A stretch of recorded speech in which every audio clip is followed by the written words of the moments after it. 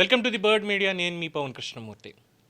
భారతదేశంలో ఏవైతే నిర్మాణంలో ఉన్నాయో, నిర్మాణం చేసుకున్నవి ఉన్నాయో, డ్యామ్స్, బ్యారేజెస్, వీటికి సంబంధించి కేంద్రం ఒక క్లియర్ కట్ ఇండికేషన్స్ అనేవి ఇచ్చిందండి. మొత్తం 3 కేటగిరీలుగా విభజించి వాటి స్థితిగతులు ఎలా ఉన్నాయి ఏంటి అనేటువంటి దాంట్లో డేంజర్ బెల్స్, వీటి వల్ల ఎప్పటికైనా కూడా కాదు, చాలా ప్రమాదం అంచనా ఉన్నాయి, దీనివల్ల ఇగో ఇంత భారీ నష్టం జరిగే అవకాశం ఉంది అని చెప్పి ఈ బ్యారేజీల భద్రత విషయాల్లో కేంద్రం జారీ చేసినటువంటి రెడ్ అలర్ట్ ఇప్పుడు సంచలనం అవుతుంది.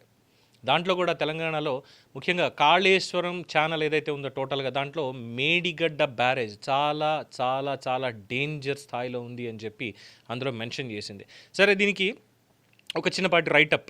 గతంలో సేఫ్టీ నివేదిక ప్రకారం ఈ దేశంలోని అత్యంత ప్రమాదకరమైనటువంటి ప్రాజెక్టుల్లో కేసీఆర్ గారి సృష్టి మేడిగడ్డ మొదటి స్థానంలో ఉండగా మిగతా 2, ఒకటి ఉత్తరప్రదేశ్లో, 2 జార్ఖండ్లో ఉన్నాయి. అవి కట్టి దాదాపు 70 సంవత్సరాలైంది. ఉత్తరప్రదేశ్లో కట్టినటువంటిది కానీ లేదు జార్ఖండ్లో కట్టినటువంటిది 70 సంవత్సరాలైంది. 70 సంవత్సరాల తర్వాత వాటికి డేంజర్ బెల్స్ అని చెప్తున్నారంటే maybe lack of proper maintenance ఇవన్నీ కూడా దానికి కారణమయ్యే అవకాశం ఉంది. ప్రకృతి విపత్తులు కూడా ఒక కారణం అయ్యేది ఉంది.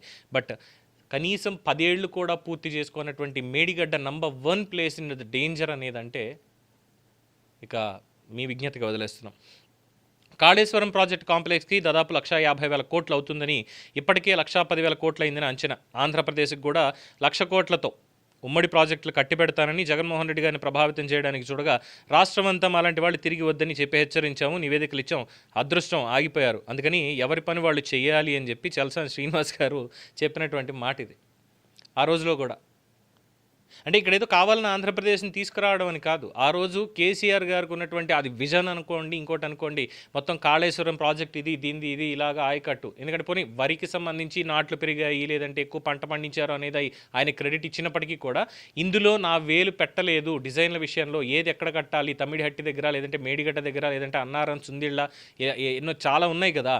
సో వీటిల్లో నా వేలు లేదు అని చెప్పడానికి లేకుండా అయిపోయింది because of the current situation of Medigadda. పిల్లలు కుంగాయంటే బాంబులు వేసి కూల్చారని ఒక మాట మాట్లాడతారు. అంటే వీళ్ళ రాజకీయానికి ఎండ్ ఆఫ్ ద డే బలైపోయేటువంటిది ప్రజలే. ఇక్కడ ఎగ్జాంపుల్ అన్నమయ్య డ్యామ్ కూడా చెప్పుకోవాలి. అన్నమయ్య డ్యామ్ ఎప్పుడో కట్టినప్పటికీ కూడా ల్యాక్ ఆఫ్ మెయింటెనెన్స్ వల్ల వచ్చినటువంటి భారీ వరద వల్ల మొత్తం డ్యామ్ అంతా కొట్టుకుపోయి 42 మంది జల సమాధిలో కూరుకుపోయారు. అది పాలకుల నిర్లక్ష్యం వల్ల జరిగినటువంటిది. సో ఇక్కడ కూడా ఇది పాలకుల నిర్లక్ష్యం అనేటువంటిది వస్తుంది తప్పితే ఇంకొకటి కానే కాదు.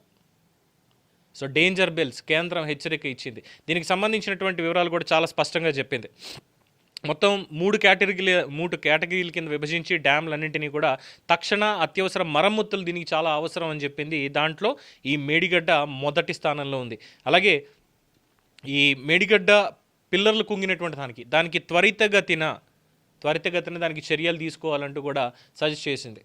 సో కేంద్ర ప్రభుత్వం, ఇప్పుడు రాష్ట్ర ప్రభుత్వం రెండు కలిసి మళ్ళీ మేడిగడ్డకి సంబంధించినటువంటి రిపేర్సా, దాన్ని ఏం చేయాలి, మళ్ళీ ఎక్స్పర్ట్స్ అన్నింటినీ కూడా కూర్చోబెట్టి చేయాలంటే తలకి బొప్పి కట్టడమే, తలకి 2 భారం. మరి ఏమనాలి? ఎస్, ఇక్కడ ఎవరి పని వాళ్ళు చేయడం మంచిది అనేటువంటి పాయింట్. ఎవరి పని వాళ్ళు చేయడం. ఇంజనీర్ పని చేయనివ్వండి, వాళ్ళు చేసిస్తారు. మీకు కావాల్సింది డ్యామే కదా. మీకు ఎన్ని క్యూసెక్లకి, ఎన్ని టీఎంసీలకు కావాలో దానికి సమాధానంగా ఎంత ఉంది అనేది చెప్తే సాధ్యాసాధ్యాలు, లేదు దానికి అక్కడ ఏం చేయొచ్చు అనేది వాళ్ళు చెప్తారు. అంతేగా, అలా కాకుండా నీకేం తెలుసు అని చెప్పి కూర్చుని గదమాయించుకుంటూ వెళ్ళి డిజైన్లు మార్చుకుంటూ వెళ్తే ఇదిగో ఇలాంటి ఉపద్రవాలు ఎదురవుతాయి.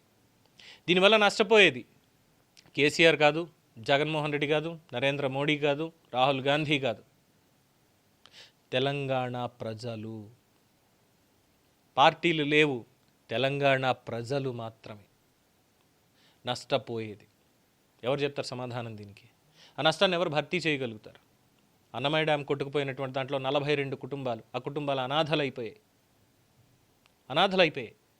ఎవరు వాళ్ళకి బాధ్యత వహించాలి? ఇక్కడ కేసీఆర్ వహిస్తాను అంటే అక్కడ జగన్మోహన్ రెడ్డి వహించాలి. ఎందుకంటే వీళ్ళిద్దరిది తప్పు కాబట్టి. అక్కడ మెయింటెనెన్స్ చేయకుండా ఆయన, ఇక్కడ దీన్ని అనాలోచితంగా నిర్మించి ఈయన, వీళ్ళిద్దరే తప్పు చేశారు కాబట్టి ఈ పాయింట్లో 70 ఏళ్ళు, 80 ఏళ్ళు, 100 ఏళ్ళు ఉన్నటువంటి ప్రాజెక్టులు మనం చూస్తూనే ఉన్నాం. దానికి మెయింటెనెన్స్ చేస్తున్నారు. అవసరమైతే లేదిగో ఈ ప్రాజెక్టు కాలపరిమితి ఇంతే, దీన్ని మళ్ళీ ఇలా చేయాలని చెప్తే మరమ్మతులు చేసుకుంటూ, లేదంటే రీడిజైన్ చేసుకుంటూ వెళ్ళడం అనేది అది పరిపాటి. అంతేగాని కట్టిన 5 ఏళ్ళు కూడా కాలేదు, ఇంకా ఇష్టం వచ్చినట్టు ఇదే అని. ఇంకా ఎన్నున్నాయో దీంట్లో దేశవ్యాప్తంగా. కొన్ని అయితే పూర్తిగా అవినీతి కోపంలోనే ఉన్నాయి. అవినీతి కోపంలో. ఇవన్నీ వీళ్ళకి బంగారు బాతుగుడ్లు, వైట్ ఎలిఫెంట్స్. వైట్ ఎలిఫెంట్స్ ఏమో ప్రజలకి, బంగారు బాతుగుడ్లు ఏమో వీళ్ళకి, రాజకీయ నాయకులు, కాంట్రాక్టర్లు. Rest is yours. మీ అభిప్రాయాన్ని కామెంట్స్ రూపంలో తెలియజేయండి. చూస్తూనే ఉండండి ది బర్డ్ మీడియా.